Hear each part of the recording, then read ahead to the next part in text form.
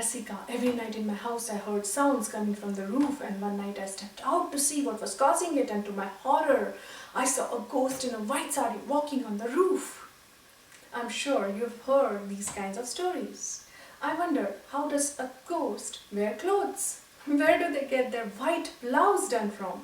Do the Indian ghosts choose to wear white saris, or we Indians are brainwashed through our stories that lady ghosts make appearances in white saris?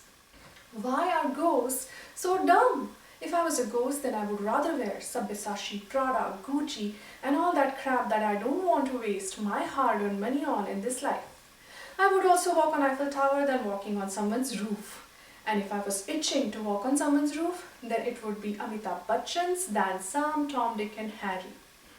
But from what I hear, the ghosts get attached to specific places like people's bathrooms, attics and whatnot.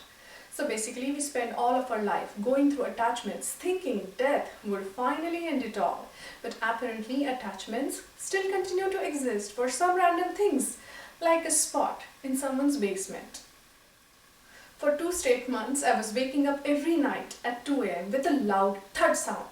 First I thought that the ghost that was walking on the lady's house had moved her base to my house. But then upon further relentless inspection, I realized that the water sprinkler across the street was turning on at 2 a.m. and for some reason causing a thud sound in my house. So there are many reasons that can cause the popping, cracking and the snapping sounds in the house. For example, thermal expansion and contraction.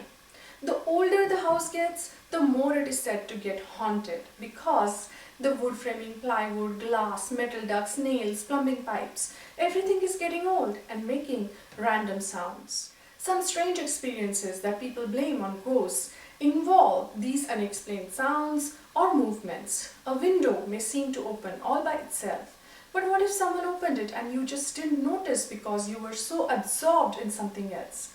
And it is likely too that you yourself opened it in a rush but forgot that you did. You might have heard Carrie Poppy's story, who felt pressure on her body and was also getting auditory hallucinations. And long story short, there was a gas leak in her house causing carbon monoxide poisoning, and she was experiencing all the symptoms caused by the poisoning. The wife of a famous rifle manufacturer saw spirits in her house. If you are living a life by using money that is killing people, then it is going to cause some guilt of wrongdoing. So what she experienced was paranormal or simply paranoia. Once I was walking on a pitch dark street at midnight and I saw a ghastly figure watching me from a distance. It gave a jolt to my heart and I was about to run before it came for me. But then I pulled out my phone and switched on the flashlight to finally witness a ghost, and to my dismay, it was just a tree cut in a bizarre shape. Ever wonder why most ghosts are spotted at night? Are ghosts nocturnal creatures, or we see them at night because our eyesight is weaker when it is dark? If it's dark, your brain can't get much visual information from the world. It has to create more of your reality for you. In this type of situation, the brain is more likely to impose its own creations onto reality.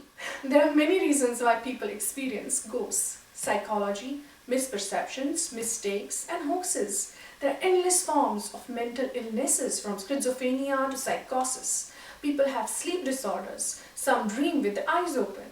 There are innumerable chemicals and drugs that can affect your brain activity, and there are hallucinations. Yes, there are things beyond our understanding, but there is a difference between the supernatural and the unknown. Supernatural means things that exist outside of our natural world or against the laws of our nature. For example, ghosts, mythical creatures, gods. Laws of nature are based on observation and experimentation, and they are open to change as we continue to learn through further observation and experimentation.